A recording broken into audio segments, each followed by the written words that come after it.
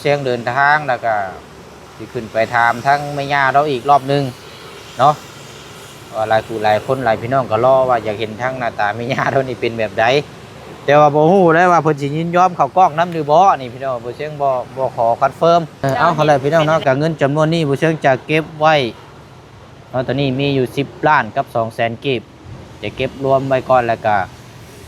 ติดตามเบิ่งนำกันว่าสิออกแนวทางตอนใดตัวนี้ยังบ่ทันได้เปิดชื่อสมทบชื่อที่ดินดอกพี่น้องเนาะเพราะว่าเฮายังตัดสินใจบ่ได้ว่าสิต้องขึ้นไปถามทั้งเพิ่นยังสิแนวใดเพิ่นสิแบ่งให้บ่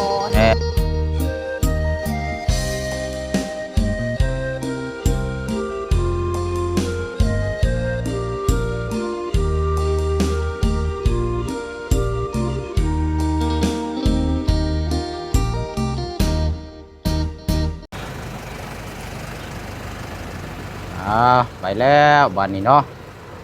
0264คำมวลแต่ว่านี่บ่แม่นคำมวลพี่น้องเนาะอยู่บ้านโคกทางเบาแสนบ้านเฮาไปแล้วพี่น้องเนาะเอารถไปซ่อมแล้วก็เบรกเฮียนเอาไปเกียร์เนาะ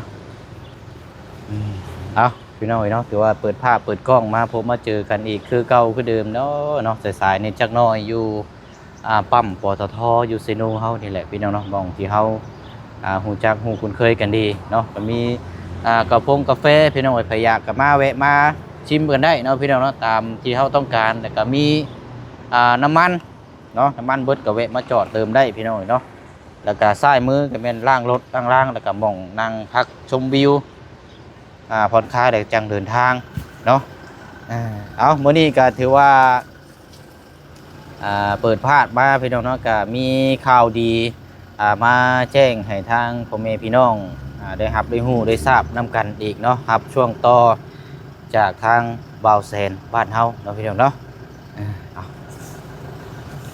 กับทักทายสบายดีและสวัสดีพ่อแม่พี่น้องเบิดสู่ผู้สู่คนเด้อพี่น้องเนาะมาผมมาเจอกันอีกคือเก่าเอาอะไรพี่น้องไล่รับข่าวดีจากทางบ่าวแสนบ้านเฮาแล้วก็สิมีเรื่องราวมาพูดมาคุยแจ้งนำกันอีกเนาะสำหรับเคสของทางน้องห้างทางเบาอาเจียงมืออื่นเดินทางเราพี่น้องเนาะสำหรับทางบ่เชียงกันเอาเดี๋ยวบ่แม่นช่างบ่จักพี่น้องอ่านเบิ่งรายชื่อก่อน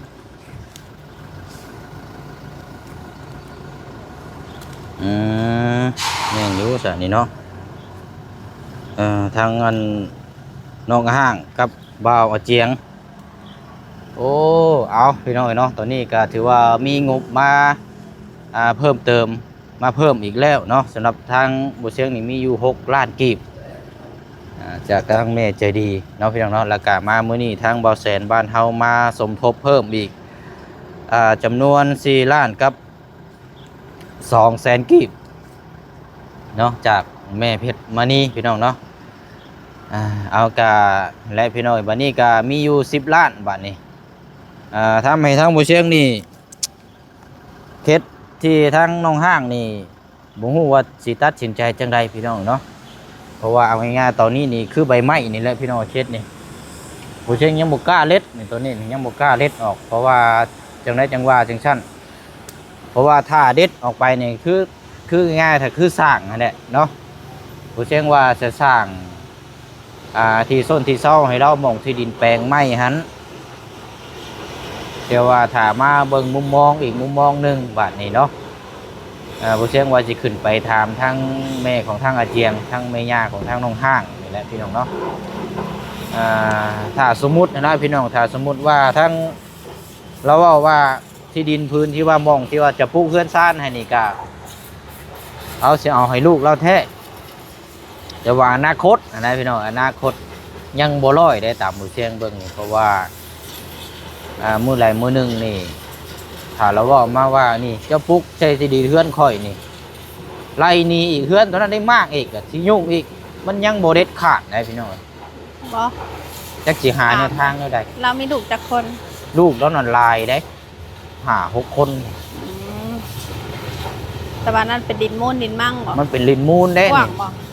บ่ได้กว้างนะมันเป็นดินนั่นแบบว่า กระเจ้าขุดหนองสระขึ้นมาสิได้ประมาณ3เมตรนี่แหละบ่ได้ปลูกเฮือนน่ะบ่ได้เป็นดินกว้างเด้ ทำปลูกใส่กับสิย่างเอ้ยน้องอีกแน่เนาะเอาแบบรุ่นน้องใหญ่มาบัดสิญาติหมู่ญาติมันกัน น้องเราก็ยังมีคนหนึงได้ ก็เลยยากได้เนาะนั่นแหละนี่ว่าสิตัดแก้ปัญหาจังได๋นะพี่น้องไอ้คิดนี่ยังเลยบ่กล้าเด็ดใบไม้ใบออกอยู่เดี๋ยวนี้นี่ เขาสิปลูกเพื่อนอยู่คือเว้าหั่นแหละมันมีเอ้ยน้องเด้ มีเอ้ยน้องน้ำ มีอ้ายน้องสุราคิดเถียงกันมากก็สิหายทั้งลูกไผ่อีกแหละสิบ่มีสิทธิ์ได้อยู่อีกแล้วหั่นน่ะ อันนั้นอย่างว่าหนึ่งมามันเคยมีบาดแผลน้ำกันเลยมันย่านนะพี่น้อง มันสิยากตรงไผ่ลูกไผ่หั่นแหละมันสิอยู่ยากลูกชายเรามีปัญหาแล้ว ลูกชายน่ะสิบ่มีปัญหาแล้วมันอยู่จังไดก็ได้อยู่แล้วอนาคตน่ะเฮาก็เบิ่งง่ายๆดอกแต่ว่าผู้หญิงนั่นแหละพี่น้องเพราะว่าเขาเจ้ามาอยู่น้ำบ้านผัวถ้าว่าปลูกไปแล้วนี่อยู่หั่นบัดมันยังบ่แม่นชื่อของทางน้องเพิ่นนี่สินะยากมื้อใดมื้อหนึงแม่ที่ดินค่อยนี่มากแม่มันบ่สิทธิ์ได้บัดนี่เว้ายังบ่ได้ มันก็ยากอย่าได้ดินมูลดินมังเพิ่นเนาะ ถึงเราสิว่าว่าถ้าบ่เชียงขึ้นไปนี่ถึงเราสิว่าถามว่าทางรักทางยังให้ว่าปานให้ลูกแท้ ยากอยู่เลย ก็ ลูกละลายล่ะ มันก็มุมมองไปดิก็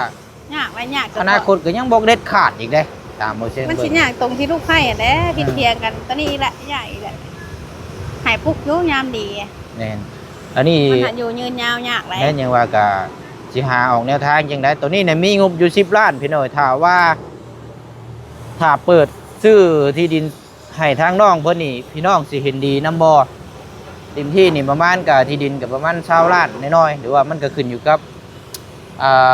เนื้อที่เนาะมันก็บ่คือกันในบ้านนะพี่น้องต้องหาเบิ่งนะ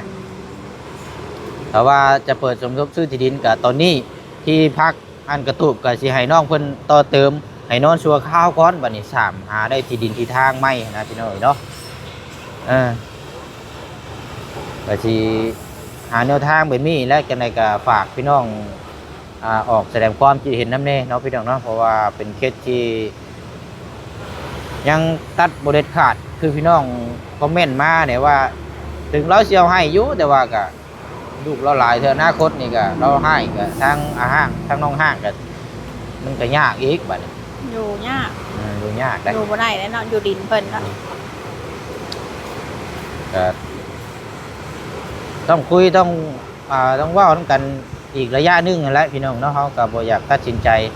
เดี๋ยวมันมีปัญหามาก็มันสิยากมากเพราะว่าประวัติซ้ำรอยอยู่ทางบ้านซะแล้วนี่มีหลายเคสน้องปลานี่ก็แยกย้ายกันแล้วแต่ว่าเฮือนชานบ่ได้ขายตามมาก็เคสน้องใดแต่ว่าทางทีมงานเฮาบ่ได้ช่วยหรอกแต่ว่าเราให้ฟังนะพี่น้องใดนี่ขายทุกสิ่งทุกอย่างตัวนี้นี่บ่ได้เหลือหยังแล้วพี่ผู้ใหญ่ซอยนี่ขายเบิดแล้วก็ป้ากันกับผัวป้ากันละประมาณเดือน2เดือนกลับมาอยู่นํกันเพื่อนก็ขายพร้อมดินพร้อมที่ดินขายทั้งแม่ย่า1ล้านกีบแล้วกันตัวนี้จักเป็นได้เดี๋ยวนี้มันเป็นไปซั่นนะพี่น้องก็เลยบ่อยากให้เป็นแนวนั้น ใช่ก็แปลกเนาะก็ขายกันเนาะ มันบ่ฮู้คือกันจักเหตุมันหลักปัจจัยเขาเจ้าบ่ได้สร้างพื้นฐานเพื่อความอนาคตบ่ได้มองอนาคต แต่ว่าเขาเจ้าบ่ได้หาบ่ได้เมื่อยก็เลยบ่มีความรู้สึกแบบเสียดายบ่ ตัวนี้ก็แม่น เพราะว่าไล่มาแบบปิวมาคือต้องฝ่าได้แม่ กั ปิ น ว สิ มา เว้า อยู่กับตั้งจึกให้เลยนะ คันสิเว้าตัวนี้ก็แม่นหรือว่าคันสิเว้าไปแนวทางหนึงก็บุญบ่ฮอดจอดบ่ถึงบุญวาสนาพอได้แต่ชนะถ้าดวงโชคชะตาตัดขาดประมาณนั้นนะ ตั้งว่าแต่ละเคส จ่าย นี่ ยังพวกยังบ่ได้ขึ้นนะประมาณ ก็ นี้ ว่ามีแต่ขายนะเป็นหยังคือขายอะนะเพื่อสิหาไล่เนาะโอ้ยมีคนซอยคนอย่างแบบหมอมีความรู้สึกแบบเสียดายแบบบ่ได้เมื่อยเนาะเอาง่ายๆว่าเหงื่อแห้งบ่ได้ออก ก็เลยบ่ภูมิใจเปรียบเทียบบ่ภูมิใจแล้วก็บ่เสียดายจะขายเอาเงินอย่างเดียวสิประมาณนั้น ได้หยังว่าโอ้เนาะอันแรกก็เลยว่าบ่อยากให้มันนั่นสิเนาะเคสนี่ก็แต่ว่าเคสเริ่มต้นใหม่นี่นะเฮาเลยว่าอยากมีหยังเฮาก็เว้าสู่กันฟังแล้วก็มีให้พี่น้องตัดสินใจก็เบิ่งนํกันนั่นแหละพี่น้องมีแต่ว่ามื้ออื่นบ่เสียงเดินทางแล้วก็สิขึ้นไปถามทั้งแม่ย่าเราอีกรอบนึงเนาะ ว่าหลายคู่หลายคนหลายพี่น้องก็รอว่าอยากเห็นทั้งหน้าตาแม่ย่าเท่านี้เป็นแบบใดแต่ว่าบ่ฮู้เลยว่าเพิ่นสิยินยอมเข้ากล้องนำหรือบ่นี่พี่น้องบ่เชียงบ่ขอคอนเฟิร์ม เจ้าเห็นเป็นได้สา แต่ว่าบ่เชียงเห็นแม่เราก็มื้อนั้นน่ะจังว่าไปแพ้ว่าพร้าวก็เป็นหยังสาเหตุที่ว่าทั้งอาเจียงจังรีบอยากปลุกกระตุกคือพี่น้องได้ยินนี่แหละก่อนหน้าน่ะบ่เชียงก็ไปแจ้งบอกทางน้องเพิ่นว่าบ่พร้าวเฮ็ดกะยาเด้อจะตัดไม้มาแล้วกะยาเพื่อเพราะว่ามีผู้ใหญ่เพิ่นติดต่อมาตั้งเทื่อได้เฮ็ดไม้แหละตัวนี้มันสิได้มั่างมันสิได้ลื้อเฮ็ดมันสิเสียเวลาพอกลับไปปึกเนี่ยเราตอกไม้ตอกหยังใช่เลยพอมาถามลึกๆเด้อเพราะว่าแม่เป็นคนคุมแม่อยากให้พาออกมาไว มีหมองนอนบ่ ๆมีเฮือนหลังบักใหญ่ ถ้าคือผ่าออกไอ้ แต่ว่ามันด้วยเหตุปัจจัยนี่แหละ เรามาดูไผ่บ่ ตอนนี้แหละ เอาเพิ่นบ่ได้แต่งมาเฮือนบ่ซะ บ่ได้แต่ง เอากันละมาอยู่เลย คนอยู่เหนือระบัวนี่มีแต่งลูกไผ่มีแต่ว่าเอามีแต่มาอยู่เฮือนครัวเลย มันกลับกันไหนกลับกันประมาณนั้น บ่มักลูกไผ่ขี้คร้านบ่ อามที่ว่ากี่ข้านเราก็มีลูกน้อยเราก็เฮ็ดเวยกเฮ็ดงานอยู่เด้ เอาคือบ่มักจัดเนาะเป็นได้ได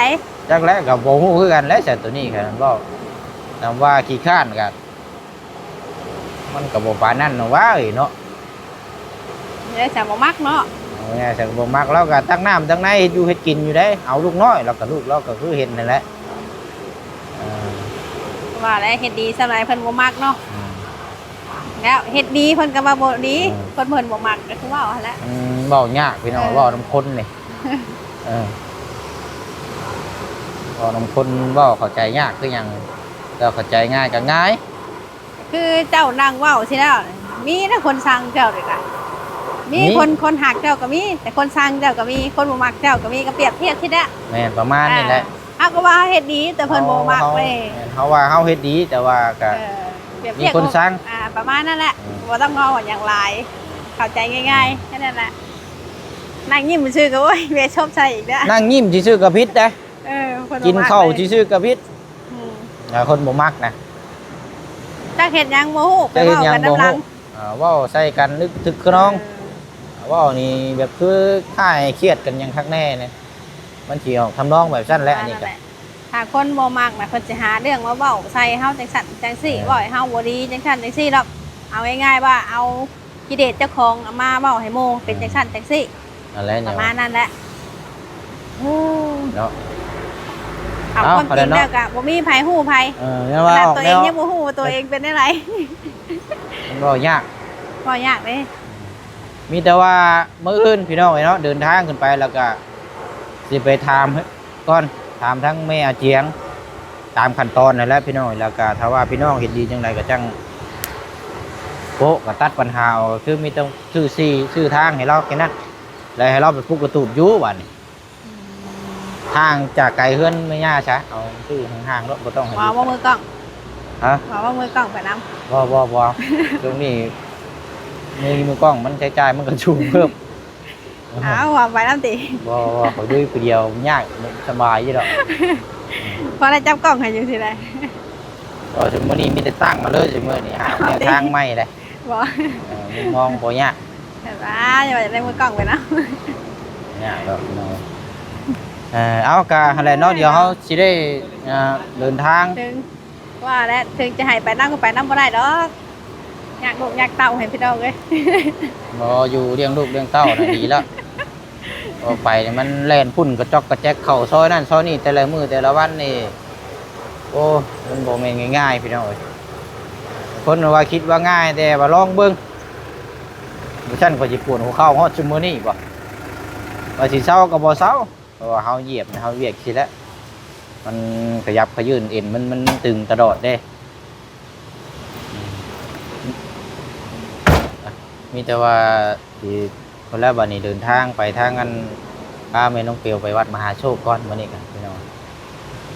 ครับทางวัดก็บ่ได้เข้าไปนานแล้วเนาะตั้งแต่เฮาถวายกุฏิสงฆ์อยู่วัดมหาโชคแล้วก็มีเวลาเข้าไปเลยพี่น้องเนาะมื้อนี้ก็สิเข้าไปเยี่ยมยามอัปเดตเพิ่งไปกราบหลวงปู่ก่อนมื้อนี้ก็พี่น้องเนาะ แต่ว่าก่อนอื่นเบิดได้แต่ลงมายังบ่ทันได้เติมอยู่ น้ำมันบ่ น้ำนั่นละ น้ จักลิตรเท่าไรละสมมุตินี่กะ ำหมดก็เบิดละเฮ็ดได้จ้ะ เนาะเอาเท่าไรพี่น้องเนาะกับเงินจำนวนนี้บ่เชิงจะเก็บไว้เนาะตอนนี้มีอยู่10 ล้านกับ200,000กีบจะเก็บรวมไว้ก่อนแล้วก็ติดตามเบิ่งนำกันว่าสิออกแนวทางตอนใดตัวนี้ยังบ่ทันได้เปิดชื่อสมทบชื่อที่ดินดอกพี่น้องเนาะเพราะว่าเฮายังตัดสินใจบ่ได้ว่าสิ ต้องขึ้นไปถามทั้งเพิ่น ยังสิแนวใด เพิ่นสิแบ่งให้บ่ แม่น ทำแบ่งกับบ่มีสิทธิ์ค่ะมันก็คือเราเนาะเขาสิเปรียบเทียบใช่กันเนาะอยู่ดินมูลดินมั่งเพิ่นอ ดิ ยู่ น เนาะ มูลดินมั่งเนี่ยมันยากแต่ มันสิยากแต่ลูกไผ่หั่นแหละ ลูกไผ่อันนี้ แม่ เป็น น สิว่าข่อยแบ่งให้ลูกนี่แหละพังนี่แหละเด้อมื้อใดมื้อหนึงมาอารมณ์เสียใจให้มาหลุดปากมานี่ ได้นี้อีกบ่ ไอ้นี่อีก เลินกูดิกูเคยก็เลินกูบ่นี่แม่ ง่าย นี่ เด้ บ่ กันเฮาสิว่าเอายืนยันเอาในในบ้านมากอะมันก็คือเก่าเลยพี่น้องเพราะว่าดินกรรมสิทธิ์น่ะมันยังเป็นครอบครัวของเราคือเก่าตัววินยังเป็นบินใบตะลินยังง้อมเบิดอยู่เด้นะพี่น้องเอ้ยและเนาะก็จังว่าจังคุยน้ำกันบัดขึ้นไปเพื่อจังออกหาแนวทางออกชี้แจงน้ำกันพี่น้องเอ้ยเนาะเงินจำนวนนี้ก็จะเก็บไว้ก่อนถ้าว่าขึ้นไปเพื่อแล้วบิเชิงจะมาแจ้งให้พี่น้องว่าเด็ดขาดด้วยว่าสิเอาแนวทางเป็นว่าจังใดนะก็จังพร้อมลุยน้ำกันเนาะแต่ว่าก็อย่าดื่มเลยพี่น้องเอ้ยเนาะพี่น้องFC ขอมาบิเชิงก็จัดให้แล้วก็อย่าดื่มได้อย่าป้าอย่าถิ่มกันได้ พร้อมลุยน้ำบิเชิงกันได้เนาะ เขาบอกเพิ่นนำเด้อเพิ่นมี เป็นกำลังใจให้ได้ กระมีเรื่องผิดพลาดต้องกันก็จะโทษว่าเชียงคนเดียวได้ แม่นถ้าเรื่องผิดพลาดมากก็ ว่าเชียงก็อ่านในคอมเมนต์ FC เพราะว่าเป็นหยังโบเชงก็คือโบเชงตามให้พี่น้องFC แล้วเขาก็เอาง่ายๆใช่คือเขาน่ะมีอย่างเขาฮู้รับฮู้น้ำกันนั่นแหละพี่น้องเอ้ยโบเชงก็สอบถามมารายละเอียดมาครั้งแรกแล้วที่ผ่านมาแต่ละเคสก็แต่ว่าแบบมาเจออนาคตมาแบบปากบ่คือเก่าก็มาใส่เฮาอีกอะไรแบบนั้นนะพี่น้องเอ้ย เอาง่ายๆแต่ละเคสก็โหแล้วพร้อมกันบ่แม่นบ่ เฮารับฮู้น้ำกันเบิดนั่นแหละว่าเฮาติดตามน้ำกันเบิดว่าผิดพลาดมาแล้วก็มาใส่กันอีก ย่านว่า นะ บางคนก็ว่าละครเด้มีเบื้องหน้าเบื้องหลังอะไรประมาณนี้แม่ มันบ่แม่นละครเนี่ยมันเรื่องจริงแหละพี่น้องแต่ว่า คิดว่าเฮาไปสร้างคอนเทนต์ให้ซื่อๆใช่ล่ะ นี่มันเรื่องจริงอันนี้ล่มก็คือล่มเลยจบก็คือจบหอบบ้านหอบลูกหอบเต้าเมื่อก็คือจบหมายว่าคือผู้เชี่ยงถามผมเมื่อส่งก็ขึ้นย่างตามหลังเมื่อแหละมื้อนั้นก็มันเป็นแบบนั้นตรงๆเด้อนี่น่ะมันชีวิต บังเอิญเจอ บังเอิญเจอ เออ แล้วก็แล้วแต่เฮาว่าสิซอยเพิ่นแบบใดนะพี่น้องเนาะ บาง แต่ ที สรุป ขี่รถแปลงทางจะสิเจอแบบใดบ่ แม่น ที่เจอหาบเจอย่างแบบตีนเป้าตีนยางเนาะ แม่นมันก็มีหลายมุมมองแล้วแต่เฮาสิซอยเพราะว่าเฮาเว้าแนวทางซอยนะพี่น้องเอ้ยเนาะเฮาบ่เว้าแนวทางที่ว่าแนวทางลบเนาะแต่ว่าคนใดคนอื่นเพิ่นสิเว้าหยังก็แล้วแต่ว่าเฮานึงมานี่เฮา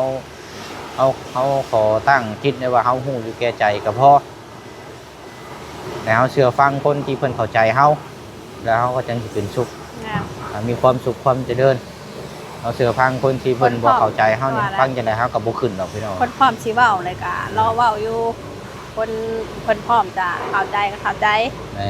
อยากรู้ว่าไผพร้อมสิเหยียบสิเว้าเลยไปเบิ่งคลิปลาม่าเด้อ โอ้เห็นหลายคัก อันนั้นหยังว่ากันมีหยังเฮาก็เว้าสู่กันฟังพี่น้องเนาะกินข้าวก็กินน้ำกันกินหยังก็ให้เบิ่งน้ำกันนั่นแหละมีน้อยกินน้อยมีได้กินหลายบ่แม่นว่ามีน้อยก็มีคือได้หลายอยู่ซั่นจังซี่คือให้น้อยอันนี้มันเหตุปัจจัยคือเฮาเองนี่พี่น้องเฮาตัดสินใจก็คือแต่ละเคสนี่เฮาซอยมานี่ก็ซอยมาหลายแล้วบัดนี้บางเทื่อบางทีเฮาเข้าไปเฮาก็ให้เล็กๆน้อยๆไปก่อนตามจุดเดือนเบื้องต้นตามที่ผ่านมาแต่ก็บ่อยาก สายบุญไปแจกมีแต่มาม่าภาษาติ มีแต่มาม่ามีแต่มี เขาก็ยอมรับว่ามีแต่มามีแต่มีเขาก็บ่เลยว่าบ่ตัว บอก ใด ให้เข้าใจเลยสะพานเด้อสะพานบ่เป็นสาย เขาเป็นสะพานบุญแต่ก็เฮาช่วยเหลือก็แม่นเพราะว่ามันเป็นเงินที่เฮาซอยเด้ เฮาเป็นสะพานแค่คนหาเฉยๆเฉย แนวทาง เฮาซอยสะพานซอยได้อะไร เออ มัน เอา บ่ ซ เป็น อย คนรวยเนาะ เอาที่เฮาซอยได้ให้แล้วพี่น้องเนาะ สะพานก็เป็นคนรวยได้หวยพี่น้องเอ้ย ถ้าว่าเฮาซอยลายนี่ว่าไผสิบ่อยากซอย เออ เฮายังถ้าเฮามีรอนี่เฮายังอยากห่วยมันบ่ยากเลยพี่น้องเขาบอกเรื่องซอยนี่ เป็นลอตเตอรี่ดีกว่าเนาะเฮ้ย หรือว่าลอตเตอรี่จัก100 ล้านพันล้านบาทนี่ห่วยค่อย เพื่อดึงเอาจนฮักเพิ่นได้เนาะ โอ้ย ว่าปัจจัยแล้วให้พี่น้อง บ่อยากเว้าหรอกจังนั้นน่ะแต่ว่านี่แหละพี่น้องด้วยน้ำพักน้ำแรงเนี่ยแต่ละมื้อก็เพิ่นสิได้เงินมาช่วยเหลือเบื้องต้นพี่น้องมานี่ก็เติมน้ำมันซื้ออยู่ซื้อกินนี่ก็ได้ยอดจากยอดวิวเดือนบ้างเดือนก็ยืมหนี้ติดหนี้เพื่อสิจังซี่แหละพี่น้องบ่คือบ่เสียงเว้าอะไรพี่น้องเฮาเว้าหลายก็บ่ได้มีแต่ว่าเฮาฮู้อยู่แก่ใจแต่เฮาเฮ็ดในสิ่งที่เฮาอยากเฮ็ดเฮาอยากซอยอยากทำซอยไปแล้วเฮาสิมีความสุขแหละผลกุศลแล้วจังสิกลับมาหาเองดอกเนาะและพี่น้อยก็ เว้าดีได้ดี เว้าดีได้ดี เว้าชัวข่าวโต เว้าชั่วก็เข้าโตกินอิ่มกินหลายก็อิ่มกินน้อยก็บ่อิ่ม อืม ประมาณนั้นแหละเนาะ กินได้ก็ทั้งแตก เออ ล่ะล่ะ เนาะ กิน ไป พออยู่พอกิน พอแล้วซะเนาะเอาสำนี้ก่อน กิ พี่ พ น้อง ยู่พ เอ้ย อิ่ม มีแต่ว่าสิเดินทางพอแล้วบัดนี้พี่น้องเนาะเดินทางก่อนเดี๋ยวเฮาไปเติมน้ำมันก่อนเงินจำนวนนี้ก็สิเก็บไว้บัดนี้เนาะโอ้ยเอายันอยู่พี่น้องเอ้ยเจ็บแข้งเจ็บขาอยู่เอานี่ติดไว้ล่ะยังแม่นกินเนื้อพิษเมื่อคืนนี่ก็ยันเป็นประลงเป็นปลุกประลงคออยู่เพราะว่ากินเนื้อนี่เขาก็ว่าเพิ่นว่าบ่ให้กินได้กินพวกเนื้อนี่ก็พิษคือกันนะครับหน่อไม้ยัน ไม่ แม่น ต ละ อนเช้าถ้ากินจะบ่แม่นบ่ บ่ได้กินมื้อเช้ากินเมื่อคืนนี่ได้น้ำปวดมันตึงมากอาจจะแม่นละแต่ก็เป็นพวกสัตว์ปีกเช่นหยังถ้ากินมานี่รู้สึกเลิศอันนี้ก็ บ่เช้าแล้วปลาดงขอ ข้อจักจีแนวไรละโอ้ยไปยาบ้านพี่น้องเฮ็ดจนล่มหมดละ อืม ว่าเฮาก็กินยาท่านยากินอยู่เฮาก็ดูแลอยู่ได้บ่แม่นว่าเฮาบ่เบิ่งบ่แย่เฮาก็เบิ่งตัวเองอยู่พี่น้อง อาจจะ เนาะ บ่เป็นถูกบ่ อืม อาจจะไปบ่เป็นถูกบ่ จนล่มจนว่าบ่ไหวแล้วค่อยขอหยุดก่อนประมาณนี้แหละ รักษา ตัวเช่งกันว่ามื้อก้าบ่ไหวเด้แม่นดึงเข้าเอาห้องนั้นน่ะห้องเชือดรถพี่น้องใช้น้ำเกลือเลย คือตอนนั้นแหละเนาะ ไปซะเนาะพี่น้องเดี๋ยวเดินทางเฮาบัดนี้ก็เดี๋ยวจะไปเติมน้ำมันก่อนเนาะไปขึ้นรถก่อนก็ได้เอ้ยไปนะพี่น้องไปมีแต่ว่าสิได้เดินทางพอแล้วบัดนี้พี่น้องเนาะอันไปทางโรงเรียนก่อนคลิปนี้ก็เราสู่เรื่องการฟังเนาะพี่น้องเนาะจังใดก็คือเก่าเด้อพี่น้องเด้อเนาะฝากพ่อแม่พี่น้อง FC เฮาเนาะเบิดสุขุสุคนฝากติดตามเป็นกำลังใจให้เนาะพี่น้องหลักเลยก็เป็นเคสของทางน้องห้างนี่แหละพี่น้องว่าเฮาสิหาแนวทางออกแนวใดตอนนี้ก็มีงบอยู่10ล้านกีบแล้วเนาะทางบ่แสนบ้านเฮามามอบให้4ล้านกับ200,000กีบกับยอดก่อนหน้านี่ทางบ่เชิงแจ้งพ่อแม่พี่น้องไปก็6ล้านกีบเนาะเอาเนาะจังไดก็ขอบคุณขอบใจขอบคุญขอบคุณทางผู้ใหญ่ได้หลายเด้อเนาะจังไดก็ขึ้นไปพุ่นแล้วพี่น้องสิหาแนวทางออกแนวใดเดี๋ยวทางผู้เชี่ยวแจ้งพี่แจ้งนอกนำกันอีกเนาะแล้วก็พูดคุยกับทางทีมงานเฮาได้พี่น้องว่าสิเป็นแบบใดเนาะ